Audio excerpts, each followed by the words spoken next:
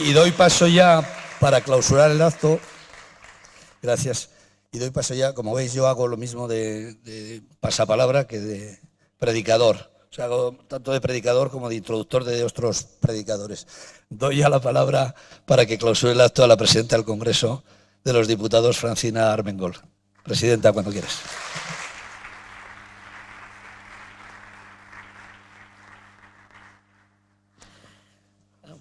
Muy buenas tardes a todos y a todas, amigos y amigas. Es un placer para mí, como presidenta del Congreso de los Diputados, acompañaros en esta segunda jornada de desinformación. Lo pude hacer en la primera y, por tanto, quiero agradecer al Grupo Clave y a Arsenio Escolar ese trabajo fundamental para hacer jornadas que son claves en este momento y que yo creo que hablar de desinformación es uno de los elementos más importantes porque es uno de los elementos fundamentales que atentan contra nuestra democracia. Comparto perfectamente el discurso que ha hecho Arsenio, me podría quedar ahí, decir que comparto el discurso, pero voy a hablar un poquito más ya que me habéis ofrecido este micrófono.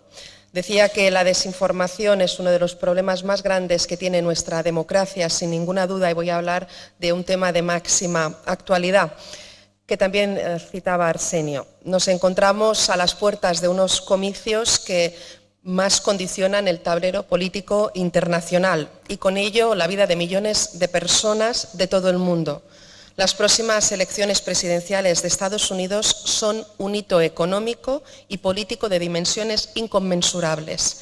Y es por eso que pensarlas en clave informativa nos sirve como termómetro para calibrar el estado global de las dinámicas tóxicas que se dan entre los medios, la opinión pública y los políticos.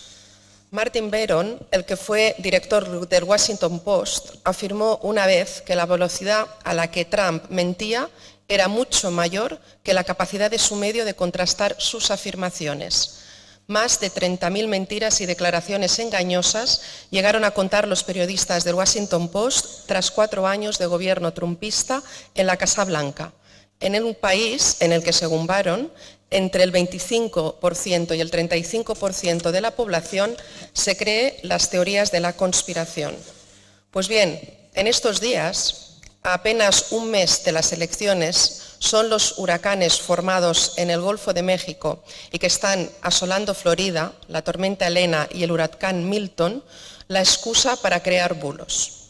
En esta ocasión, desde la extrema derecha estadounidense se ha propagado el bulo de que el huracán Milton es una maniobra de Kamala Harris para ganar las elecciones.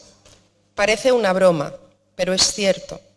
Y dicen que los demócratas controlan el clima y que existe un complot para hacerse con las tierras de Carolina del Norte, donde más fuerte ha golpeado la tormenta Elena para impulsar la minería de litio.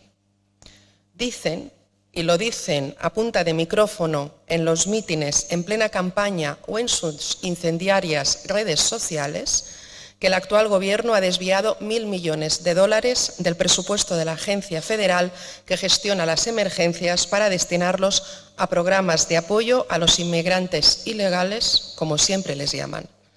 También dicen que FEMA, la agencia a la que acabo de hacer referencia, solo da $750 a los afectados por la catástrofe, cuando la realidad es que ese es solo el primer pago para cubrir lo básico, antes de recibir prestaciones de hasta $42.000.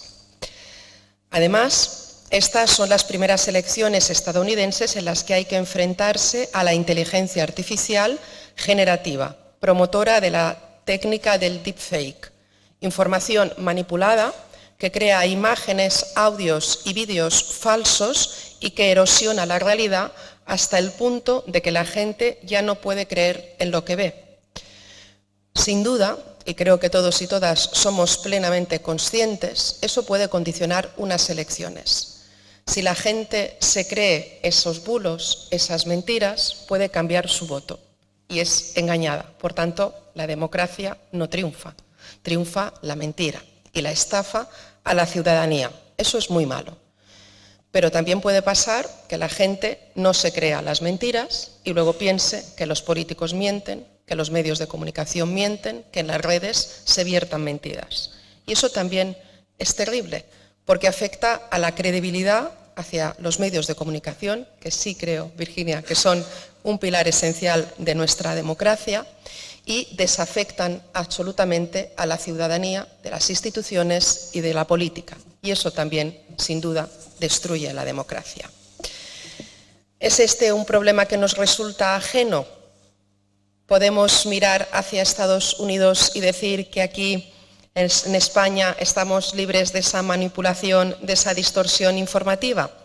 Podemos decir que nuestra sociedad no se encuentra dividida, polarizada y que confía plenamente en las instituciones, en los gobiernos, en los partidos políticos, en sus dirigentes y en los medios de comunicación.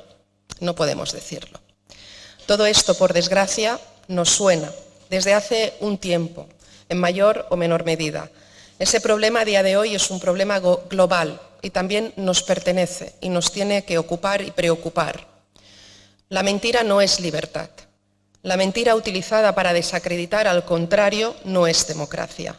La mentira que acaba tergiversando unos hechos, que empozoña, que acusa y difama con el único objetivo de propagar intereses partidistas y desestabilizar la convivencia, no es información. La mentira que confunde, distorsiona, polariza y envilece a la opinión pública no es más que una trampa que arroja oscuridad a nuestra sociedad, que ensucia los mecanismos con los que contamos para el buen funcionamiento de nuestras vidas.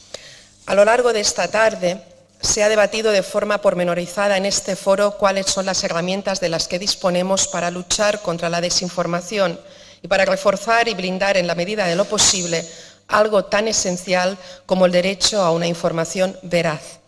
Y todos y todas sabemos que esta lucha es una responsabilidad colectiva, porque la verdad es una responsabilidad colectiva, una responsabilidad y un compromiso que debemos asumir de forma férrea, porque de lo contrario estaremos perdiendo algo valiosísimo, la confianza de la ciudadanía hacia las instituciones, hacia la política, la confianza de la ciudadanía hacia los medios de comunicación y los periodistas que están precisamente ahí para salvaguardar la objetividad.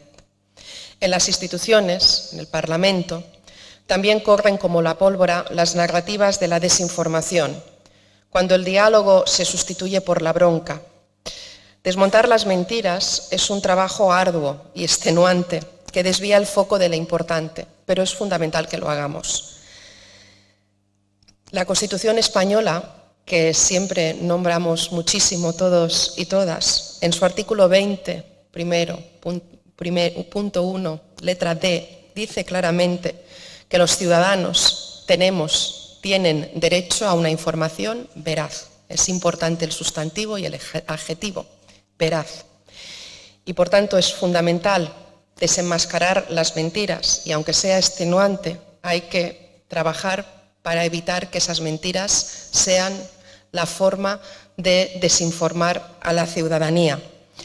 Si realmente queremos una democracia sana, plena y robusta, el poder público y los medios de comunicación, y estoy absolutamente de acuerdo en lo que decía Arsenio, tenemos que trabajar conjuntamente para garantizar los derechos de la ciudadanía a esa información veraz.